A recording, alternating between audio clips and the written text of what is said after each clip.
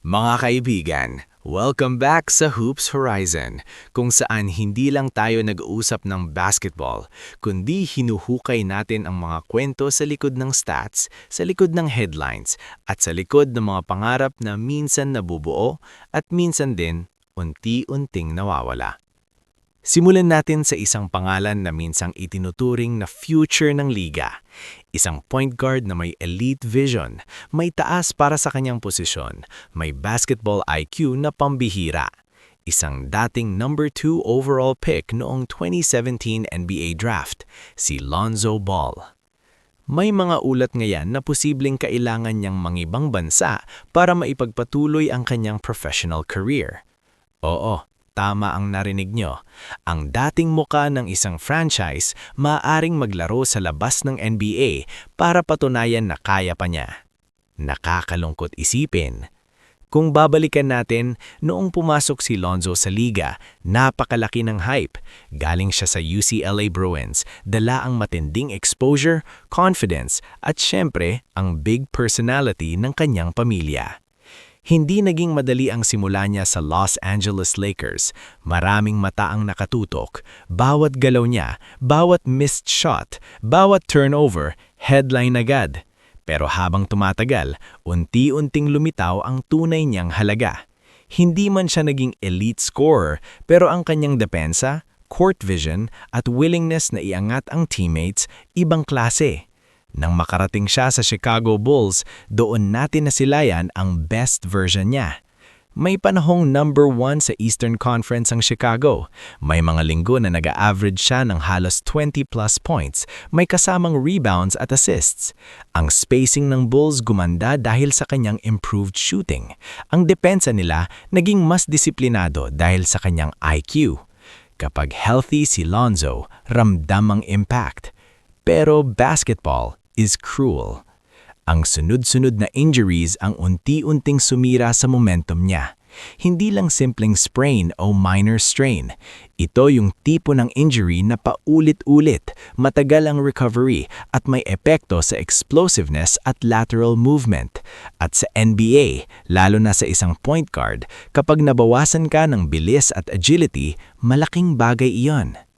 Hindi na siya yung dating Lonzo na kayang mag-switch sa depensa at makipagsabayan sa pinakamabilis na guards ng liga. Hindi na rin ganun kabilis ang unang hakbang niya. At sa modern NBA na sobrang bilis ng laro, napakahirap makabawi kapag may ganitong kondisyon. May reports na ilang teams ang nag-aalangan dahil sa durability concerns. At ngayon, lumalabas ang posibilidad na baka kailangan niyang maglaro sa ibang bansa, Europe man yan, Australia o kung saan mang may team na handang sumugal para lang maipakita na kaya pa niyang maglaro sa mataas na level. Isipin niyo yon, isang dating top pick kailangan pang umalis ng NBA para patunayan na may ibubuga pa siya. Mas masakit pa dito, kung sakaling hindi na siya makabalik sa liga, hindi siya aabot ng 10-year mark para sa lifetime pension eligibility. Napakanapit na, pero posibleng hindi maabot. At kung babalikan natin ang 2017 NBA Draft, ang tindi ng irony. Ang mga top picks tulad din ng Markelle Fultz at Josh Jackson ay wala na rin sa NBA ngayon. Samantalang ang mga napili sa labas ng top 25 tulad ni Derrick White, Isaiah Hartenstein at Josh Hart ay may solid roles at malalaking kontrata. Ganun talaga ang buhay sa liga. Draft position doesn't guarantee longevity. Hype doesn't guarantee health. Pero dito papasok ang tanong, tapos na ba talaga ang kwento ni Lonzo Ball? Sa totoo lang, hindi pa. Kung may isang bagay na hindi nawawala sa kanya, iyon ay ang basketball IQ. Hindi nawawala ang instincts, hindi nawawala ang ability to make the right read. Kung makakahanap siya ng tamang system, tamang role at higit sa lahat, tamang conditioning program, may tsansa pa. Maraming players ang dumaan sa ganitong yugto. May bumalik, may hindi. Pero ang difference maker lagi ay ang mindset. Kung willing siyang magsimula ulit sa mas mababang exposure, maglaro sa ibang liga at patunayan ang sarili, maaaring iyon ang daan pabalik. At kung mangyari man iyon, isipin nyo ang redemption story mula dating #1 NBA pick patungong overseas grind tapos comeback sa liga. That would be legendary. Ngayon, mula sa kwentong puno ng uncertainty, lumipat tayo sa isang kwento na puno ng kasaysayan at consistency. Pag-usapan natin si Shai Gilgeous-Alexander. Matapos ang 9 na laro na pahinga dahil sa abdominal strain, bumalik at agad nagtala ng 36 points. Parang walang nangyaring injury, parang simpleng pahinga lang. At dahil doon, na-extend niya ang kanyang streak na 20 points or more sa 122 straight games. Isipin niyo yon, 122 sunod-sunod na laro na hindi bababa sa 20 points. Ang hawak na record, 126 games, at ito ay pagmamay-ari ng alamat na si Wilt Chamberlain. Oo, si Wilt, isang pangalan na halos myth na sa NBA history. Isang player na nag-average ng 50 points sa isang season. Isang player na may 100-point game. Isang pangalan na kadalasan ay hindi na maaabot. At ngayon, may isang modern-day guard na papalupit sa isa sa kanyang records.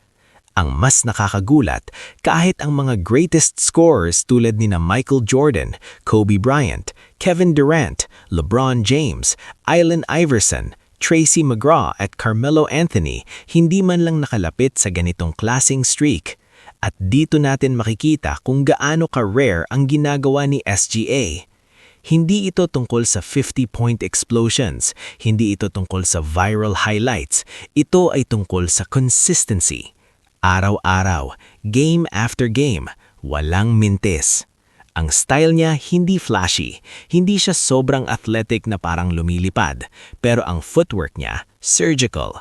Ang pacing niya, elite. Ang mid-range game niya, halos automatic. Alam niya kung kailan aatake, kailan hihinto, kailan magfe-fade away. At ang pinaka-importante, kontrolado niya ang tempo ng laro. Sa panahon ngayon na puno ng 3-point barrages at fast-paced offense, nagagawa niyang dominahin ang laro gamit ang patience at precision. Pero huwag nating maliitin ang factor ng swerte. Isang maling landing, isang awkward collision, isang random injury sa first quarter at maaaring maputol ang streak. Ganon kasensitibo ang ganitong record. Kaya habang buhay pa ang streak, kailangan nating pahalagahan. We are witnessing history in real time. At isipin nyo kung malalagpasan niya ang 126 games. Isang modern guard sa era ng load management at physical intensity, tatalunin ang record ng isang 1960s legend. Hindi man lahat fan ni SGA, hindi man lahat gusto ang paraan niyang pagkuha ng fouls o ang kanyang style, pero hindi natin maitatanggi ang consistency. Ito ang dalawang mukha ng NBA. Sa isang banda, isang dating top pick na lumalaban para manatiling relevant. Sa kabilang banda, isang superstar na papasok sa kasaysayan. Isang kwento ng pag-asa at second chances. Isang kwento ng dominance at legacy. Kaya ngayon mga kaibigan, tanungin ko kayo, sa tingin nyo, makakabalik pa si Lonzo Ball sa NBA at makakahanap ng bagong simula? At kung mangyari man, saang team sa babagay? At para kay SGA, malalagpasan niya ba ang record? At kung magawa niya, ilalagay ba natin siya sa usapan ng all-time great scorers kapag natapos ang kanyang career? I-comment nyo ang opinion nyo. Pag-usapan natin yan. Dahil dito sa Hoops Horizon, hindi lang tayo nanonood ng laro. Inuunawaan natin ang mga kwento sa likod nito. At minsan, ang basketball ay hindi lang tungkol sa puntos. Ito ay tungkol sa pangarap na hindi sumusuko at sa kasaysayan na nabubuo sa harap mismo ng ating mga mata.